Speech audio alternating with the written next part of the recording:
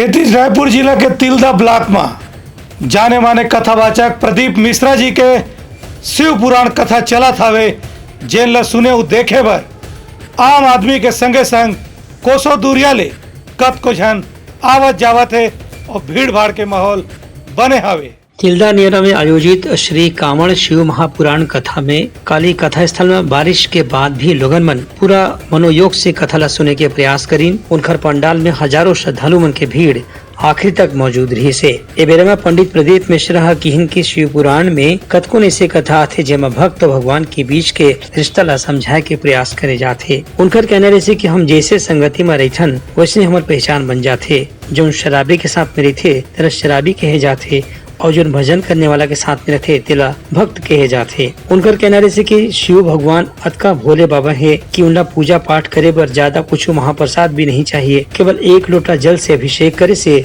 महादेव प्रसन्न हो जाते। पंडित प्रदीप मिश्रा के कथा ला सुने बर तिल्दा नेवरा के संगे संग दूर दराज के भक्त मन घलो बड़ संख्या में सकल आए हुए हैं। ब्यूरो रिपोर्ट उटलंघा न्यूज।